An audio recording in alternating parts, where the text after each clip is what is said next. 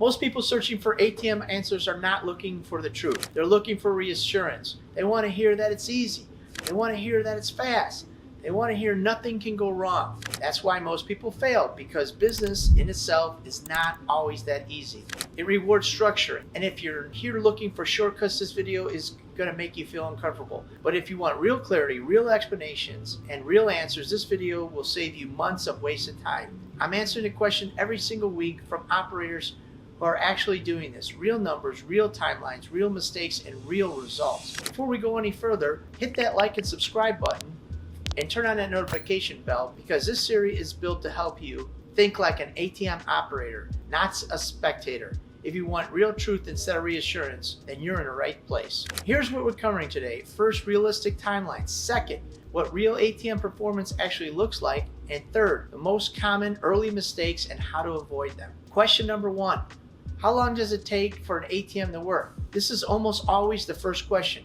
People want a deadline. Here's the truth. ATMs do not work on timelines. They work on placement and demand. A poor placement ATM never performs at all. That's why asking how long it takes until it makes money is the wrong question. The better question is, does this machine behaving the way that the data says it should? Operators track behavior, not hope. Volume matches expectations. This machine is working. If it doesn't, something upstream was broken. Question number 2, what do real ATM numbers look like?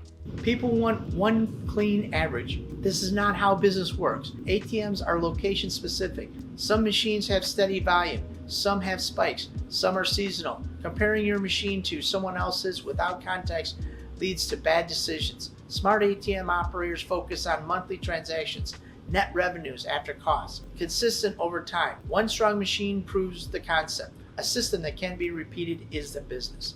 And question number 3, what are the most common early mistakes? These mistakes show up over and over again. First is rushing placement. Excitement replaces discipline. Second is loose cash handling. Manual tracking works until volume increases. Third is thinking that one machine equals success. One machine proves the idea, it doesn't complete it. These mistakes rarely fail immediately, but they show up later when you want to scale. This is why they are very dangerous. Question number 4, is this actually worth it? This is what people want to know. Here's the honest answer. If you want something passive, this is not it.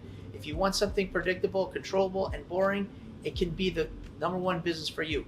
ATM Business rewards patience and structure. They punish shortcuts. The deciding factor is not if the business itself is good, it's how you approach it. If you want to be around ATM operators having real conversations like this, join the community. This is where real numbers, challenges, and lessons get shared in real time. And if you want to keep building momentum, watch the next video on your screen where we talk about preparing for the next phase of growth. I'll see you there. Please like and subscribe to our channel, and thank you guys very much.